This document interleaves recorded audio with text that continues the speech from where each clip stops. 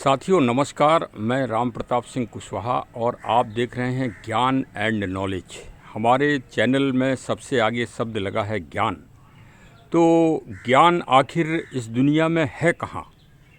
कभी आपने इसमें मंथन किया कि ये ज्ञान जिसको अब अंग्रेजी में नॉलेज कहते हैं, ये दुनिया में है किस जगह? कौन सी ऐसी पुण्य भूमि है? इस पर कभी मंथन किया आपने? कभी विचारण किया? कभी एनालिसिस किया? कभी सोचा आपने? क्यों? अगर नहीं सोचा तो क्यों नहीं सोचते हैं? कब सोचेंगे? समय निर्धारित है। एक जो जीव इस दुनिया में आया है उसकी एक एक घड़ी, एक एक सांस निर्धारित है। एक सांस आप नहीं ले सकते बिगर ईश्वर की अनुमति के। गीता में इसलिए तो कहा है कि तुम हे मानो तुम निमित्त मात्र हो। तो भाई निमित्त मात्र हो तो उसी में सब कुछ कर लो। और ज्ञान सबसे बड़ा कौन है? ईश्वर। मतलब ईश्वर कौन है? एक पावर। उस पावर के बारे में ही दुनिया जानने का प्रयास आदि और अनादि काल से करती आई है और आगे भी करती रहेगी। विज्ञान अपना काम है, अपना काम कर रहा है। आप देख ही रहे हो, ये भौतिक सुख, बड़ी बड़ी बिल्डिंगें बन गई हैं। इन्हीं में कुछ प्रकृति के पेड़ पौधे भी खड़े हैं जो ईश्वर के अंश हैं। और बकाया जितनी ये बिल्डिंग्स आपको दिख रही हैं, ये सब कूड़ा है। हम भी एक बिल्डिंग में खड़े हैं तो वो भी कूड़ा है, लेकिन भौतिक जगत है इसलिए हम सब इकट्ठा करते रहते हैं। प्रश्न ये था कि ज्ञान कहाँ पर है दुनिया में? ज्ञान की भूमि कौन सी है और ज्ञान वहाँ पर क्यों है?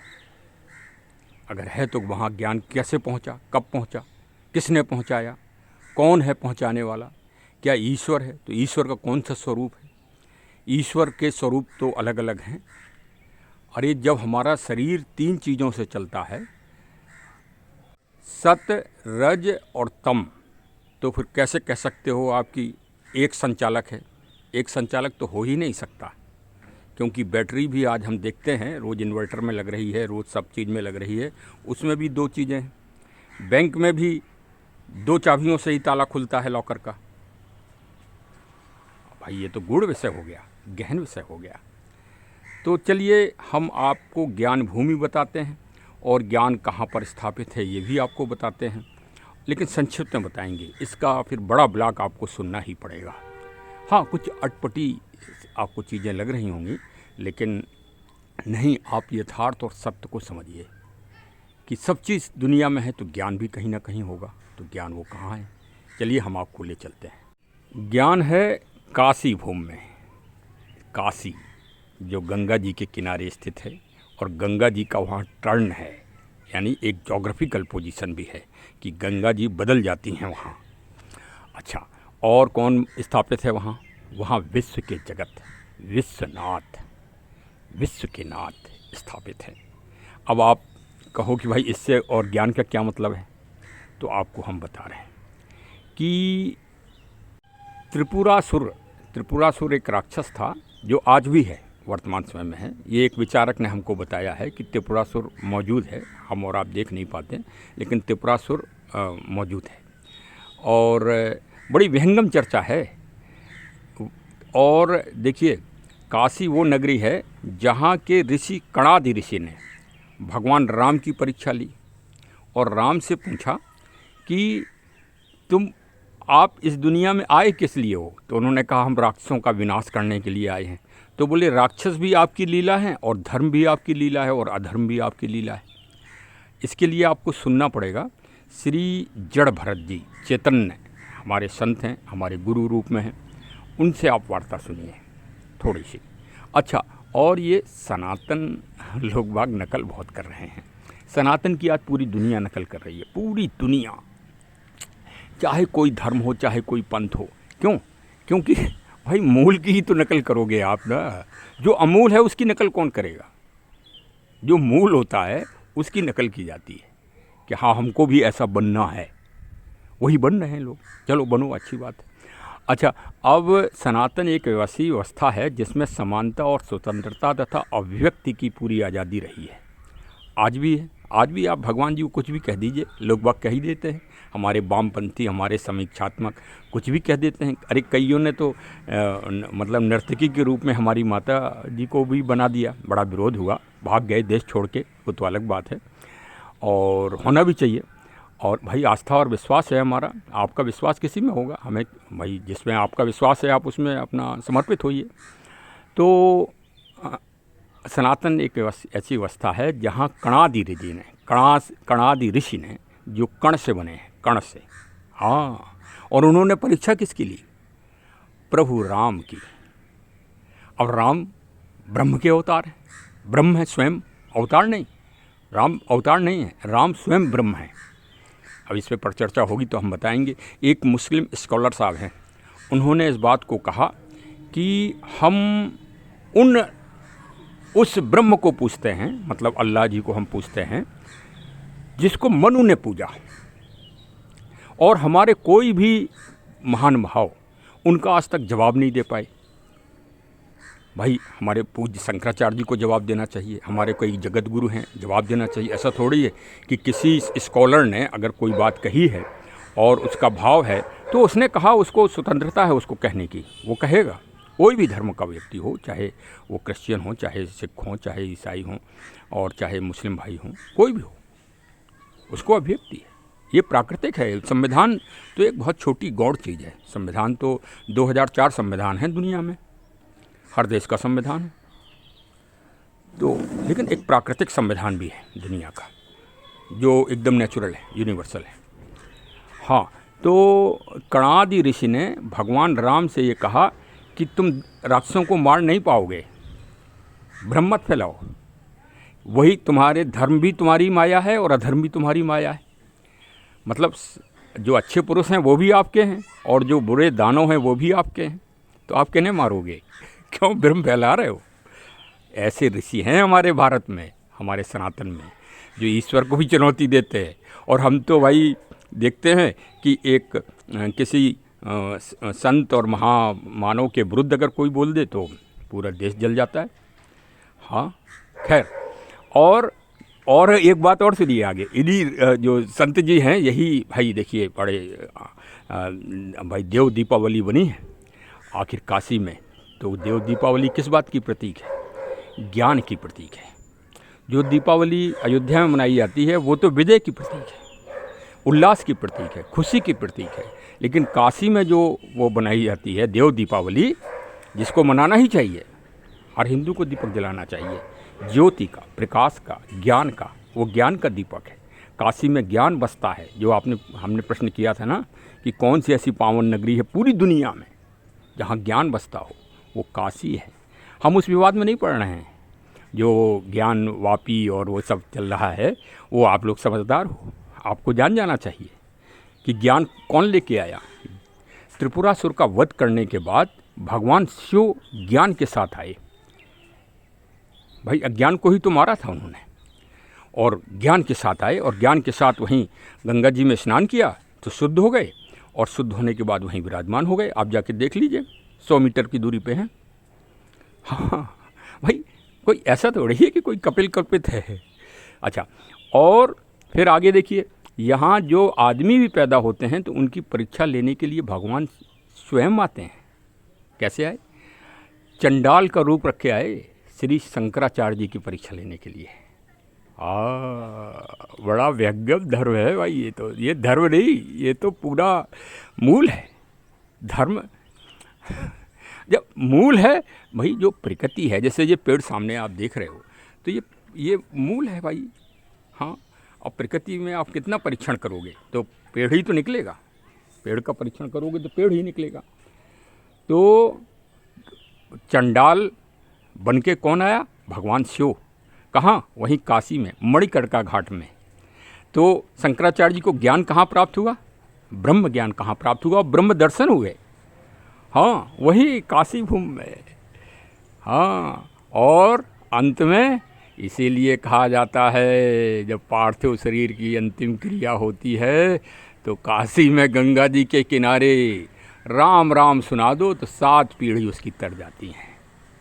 अब आप भरत जी, जड़ भरत जी के बहुत ही विहंगम और मार्मिक आप वो सुनिए, ज्ञान से भरा हुआ। वो काशी विश्वविद्यालय के पढ़े हुए हैं, संत हैं। यही तो है, बस इनको ढूंढने की ज़रूरत है। तो सुनिए साहब। देखिए अन्न का प्रमाण सामने देखिए, जो उक्ति लिखी है ऊपर उसका प्रमाण है कि ये सबका अंश है, एक एक कण का। कण कणे भुक्षे, कण कणे भुक्षे, महंत जी साहब बता रहे हैं। कण कणे भुक्षे, कणाद ऋषि उत्पन्न हुए कण से। कण से कणाद ऋषि महाराज ने वैशेषिक दर्शन हमको प्रदान किया, जो वैशेषिक दर्शन के आचार्य हैं। और वैशेषिक दर्शन इतना विशाल है कि 1000 वर्ष भी उसको पढ़े। कणादि ऋषि ने किया। कण भुक्ष, शिल भुक्ष कहते, शिलोंश आचार्य कणाद ने कहा, हे राम, तुम राक्षसों का अंत, असुरों का अंत कैसे करोगे, ये बताओ जी। तो वापस लौट जाओ। वापस लौट जाओ। हाँ, अच्छा, क्योंकि अविद्या अनादि है जी, है ना। अंधकार और प्रकाश, प्रकाश है तो अंधकार, अंधकार है प्रकाश, प्रकाश और अंधकार है। प्रकाश है तो अंधकार भी, अंधकार है तो अभाव भी है, अभाव भी है तो भाव भी है, भाव है तो अविद्या भी है। अनादि अविद्या निधनम ब्रह्म, वो अधिष्ठान है, अध्यस्त है ब्रह्म, विवर्त है। फिर प्रभु राम जी ने क्या कहा साहब? उन्होंने हाँ, बस वो सब जानते थे, वो सब जो है भाई, वो स्वयं परमात्मा अपने स्वरूप से मिलने गए ना जी। मिलने के लिए कौन मिल रहा है? परमात्मा ही परमात्मा से मिल रहा है। तो बस इतनी सी बात बुद्धि में बैठ जाए, इतनी सी, परमात्मा प्रकट है, उसके पास है, उसको कहीं जाने की जरूरत नहीं है। उसको कहीं जाने की जरूरत नहीं। ना चौ गृहस्थ में, गृहस्थ भी तपोवन है, वो भी परमात्मा का ही बनाया हुआ है। धर्म भी परमात्मा का बनाया हुआ है और अधर्म भी परमात्मा का ही बनाया हुआ है। तो लड़ाई किस बात की है? कणाद ऋषि ने कहा, ये बताओ हमको, तुम अंत किसका करोगे हे राम? अरे वाह। हे राम, तुम अंत किसका करोगे? भगवान शंकराचार्य जी वहाँ, भगवान शंकराचार्य जी जो आदि जगत गुरु शंकराचार्य भगवान हमारे, वह जो है आपके चांडाल रूप में काशी विश्वनाथ में खड़े हो गए। आपके आगे आप वह स्वरूप देख करके का दूर हटो, हे आचार्य। कौन कह रहे हैं? विश्वनाथ कह रहे हैं, हे आचार्य। आप किसको कह रहे हो? श्रावण मास में बहुत अच्छी चर्चा है। दूर हटो। हाँ। किसको कह रहे हो दूर हटो? हाँ, मुझको, हाँ, जो चैतन्य है, वो कभी दूर हट सकेगा? हाँ। 5 श्लोकों में आदि गुरु शंकराचार्य भगवान ने उनका वर्णन किया, वही चतुर्भुज रूप में दिखला दिया, मणिकर्ण में, वही बनारस काशी। हाँ, एकदम से बस गदगद हो गए, बोले आगे कार्य करिए। वही ब्रह्मसूत्र भाष्य कर रहे बाबा, ब्रह्मसूत्र भाष्य वहीं से निकला, उसी प्रसंग से। नहीं, वो प्रसंग तो बहुत लंबा है, लेकिन आचार्य ने जो ब्रह्मसूत्र के ऊपर जो भाष्य किया है, शारीरिक भाष्य जो किया है, वो कोई आचार्य कर नहीं पाया। अद्वैत मत का जो निदान जो है उन्होंने किया भेदवादियों के बीच में बैठ करके, कि अभेद ही परमात्मा है, अभिनिमित्तोपादान कारण मृत्तिका है, अंतःकरण अवचिन चैतन्य परमात्मा है। अरे भाई, हम सत्कार्यवादी दोनों ही हैं, मिट्टी भी सत है और उसको बनाने वाला भी सत है। ये भूमि की जो मिट्टी, सांख्य दर्शन सबसे पुराना मल है। मल माने बलवान। अच्छा, इस देश का सांख्य दर्शन। सांख्य दर्शन, इसका आचार्य महर्षि कपिल है। भगवान देवहूति के यहाँ जो है 9 कन्याएं हुई थी, और उन 9 कन्याओं में जो है वह 9 कन्याएं माता देवहूति, क्योंकि वो मनु जो है करदम, उस के जो थे मनु शत्रुपा जी है, वो सृष्टि हुई। तो ये तो वर्णन अलग हो गए, भेद में गया जी। हम कह रहे हैं अभेद जी, ये जो अभिघाताते सूत्र है, इससे निदान नहीं हुआ है। तो सांख्यवाद को आचार्य ने कहा कि सुनो, आचार्य बोले कि अभी एक सांख्यवादी माने भेदवादी, जो भेदवादी है उससे निदान नहीं हो रहा है उस ब्रह्म का। बोले किससे होगा? बोले दूध से दही। बोले तुम परिणामवादी हो, दूध से दही तुम बना रहे हो, हैं? तुम रस्सी से शराब बना के दिखलाओ।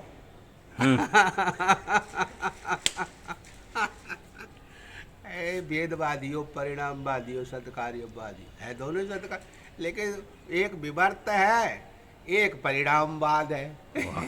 तो दो रास्ते हो गए, महान गुण दो रास्ते हो गए आपके सामने, राम जी के सामने पूरी दुनिया। अच्छा, और फिर वैशेषिक दर्शन तो अणुवादी हो गया आपका, जीव और अणु। अच्छा, तो अणु जो है हो गया, फिर अणु से त्रिश्रेणु त्रिसन्मनी, ये सब के सब कल्पित हैं। ये जो है स्वपादिक सावयव हैं, वो जड़ हैं, अणु से सृष्टि नहीं हुई है। अच्छा, हाँ। अभी आचार्य कोटि में आप बैठे नहीं, दर्शन आपने सुने नहीं, तो आप कैसे आचार्य होगे? हम नहीं मान सकते। उस ब्रह्म की जो रचना है वो शास्त्र योनित्वात् का मतलब है कि वह अधिष्ठान ही स्वयं में कल्पित है। उसको कल्पित कह रहे हैं। कल्पित माने भेद। अच्छा, वही ब्रह्म जो राजा दशरथ के घर में प्रकट हुआ और आपके घर में भी प्रकट है। एक तो ये पुरी है, एक बाहर की पुरी है। ये तो अज्ञान की पुरी हो गई। श्री राम लला जी की मूर्ति का जो विग्रह है वो 5 एक सुनो, अभी आप समाधान की ओर मत जाइए। अच्छा, शास्त्रार्थ चला है आदि जगत शंकराचार्य भगवान का जी। ये झूसी नाम कम पड़ा पता। ये मंडल मिश्र हुए आचार्य, मंडल में प्रभात तो प्रभाकर गुरु और तुम्हारे ये गुरु मत जी। तो उस समय धरती पे बौद्धों का साम्राज्य था यहाँ जी। तो वो क्या कहते थे, धर्मम गच्छामि, हाँ, बुद्धम, धर्मम बुद्धम शरणम गच्छामि। अरे मेरे बेवकूफ़ हो, है उन्होंने यज्ञ करना माँ हिंसी। तो भगवान शंकर ने कहा भाई अब मेरा अवतार होगा। तो दक्षिण भारत में उनके संतान नहीं थी और वो जटिल उपासक भगवान शंकर के थे। तो दोनों माता पिता शंकर जी की पूजा करके वहीं खटोला पे दोनों पति पत्नी सोते थे और मन ही मन शंकर जी से बात किया करते थे, भाई हमको कोई संतान। आपने जड़ भरत जी को सुना? सुनाते सुनाते वो कितने आनंद में भर गए, जैसे साक्षात। अच्छा, और जो आपने देखा हो ना, बानर उनके बगल में थे, वो उनको जो खाने को दिया जाता है ना, वो सब बानरों को डाल देते हैं और ये कहते हैं कि ये जो हमें मिला था ये इसमें इनका भी अंश है। ऐसी भावना है यहाँ के संतों की। हाँ, यहाँ ये नहीं है कि नहीं, जब आप हमारा धर्म को अपनाओ, हमारे मजहब को अपनाओ, तभी आप हमारे लिए आदर्श होगे। ऐसा नहीं है। सनातन को समझने की आवश्यकता है और ज्ञान को समझने की आवश्यकता है। ज्ञान का मुंह कुचला गया, जैसे काले सांप का मुंह कुचला जाता है ना कि पुनः जिंदा ना हो जाए, उसी तरह से मतलब आज से 400-500 साल पहले से आक्रमणकारियों ने ज्ञान का मुंह कुचल दिया। अब ये ज्ञान का मुंह अब खुला है। किससे? किसी ने खोला नहीं, संसाधन हुए हैं, इसी से खुला है ये सोशल। इससे जैसे आप हमारे बयान, हमारे मत को सुनोगे, हमारे विचार को सुनोगे, पहले कहाँ सुन सकते थे आप? क्योंकि जैसे फिल्म जगत कब्जे में हो गई, ऐसी तरह से पत्रकारिता भी कब्जे में हो गई थी। अभी 2 दिन पहले पत्रकार दिवस था। मैं पत्रकारों जी को आगाह कर रहा हूँ कि हे पत्रकार बंधुओं, आप ईश्वर के प्रतिनिधि हो, आप गलत काम मत किया करो। कई पत्रकार तो एजेंडा चलाए किन्हीं विशेष पार्टियों को जिताने के लिए। ऐसा धृष्टता काम मत करिए, आप नरक में जाओगे। हाँ, नारद जी भी नहीं बचे। भगवान ने नारद का अहंकार भी नहीं छोड़ा, क्योंकि नारद जी सबसे बड़े दुनिया के पत्रकार थे। आपको मालूम नहीं होगा, आप पत्रकार तो बन गए, लेकिन पत्रकारिता की शुरुआत किस देश में हुई? मैं तो ये कहता हूँ भारत सरकार को कि कम से कम आप दुनिया सब अभी विश्व दयालुता दिवस था। बताइए, हमारे इधर तथागत बुद्ध, हम लोग आपस में लड़ जाते हैं। हमारे कुछ भाई लोग कहते हैं नहीं बुद्ध जी पे तो हमारे ही कब्जा है, तुम कैसे नाम ले रहे हो बुद्ध जी का। बताइए, इतनी तक संकीर्णता आ गई हैं, और लड़ रहे हैं। और दयालुता दिवस दुनिया विदेश घोषित कर रहा है। हमारे बुद्ध जी एक तरफ रह गए, महावीर जैन जी एक तरफ रह गए, गुरु नानक जी एक तरफ रह गए। क्यों? हम आपस में लड़े जा रहे हैं, एक ही नहीं। अब तो भाई हाँ, और ये सब भीतरघात हो रहा है, षड्यंत्र हो रहा है, इसको समझना पड़ेगा। इसको समझ के मूल से जुड़ो, मूल से। और हम तो ये कह रहे हैं कि जो विरोधी विचारधारा के हैं उनके पास काशी में ही सबसे बड़ा ज्ञान भरा है। उनको ऐसी योजना बनाना चाहिए कि पूरी दुनिया में तहलका मच जाए और ये सारी विवाद ख़त्म हो। हिंदू, मुस्लिम, सिख, ईसाई की विवाद ख़त्म करने का मौका है मानव के पास। अयोध्या में तो चूक गए, अयोध्या में भी मौका था, 500 साल मौका दिया भगवान ने, रामलला जी ने। अब भगवान शंकर जी मौका दे रहे हैं। देखिए, मामला सब सुप्रीम कोर्ट में चल रहा है, इसलिए हम कोई टिप्पणी नहीं करेंगे, लेकिन हम ये कहेंगे कि मानो सब हो। ये तो हम लोगों ने आपस में बांट दिया है, कोई नहीं बटा है। सब उसी गति में पैदा होते हैं, उसी गति में चले जाते हैं इस दुनिया में छोड़ के। एक निर्धारित समय है, सांस एक आप ज़्यादा नहीं ले सकते हो। जहाँ मरने की आपकी जगह लिखी होगी वहीं मरोगे, जहाँ पैदा होने की तिथि होगी वहीं पैदा होगे। भारत का एक बहुत बड़ा, जिसे इतिहासकार कहते हैं, वो भारत भूमि में पैदा नहीं हुआ। जो भारत भूमि आज तो भाई ख़त्म हो गई, वहाँ तो विदेश हो गया अब तो। हाँ, वो अमरकोट में जाके पैदा हुआ था। तो समझ गए आप?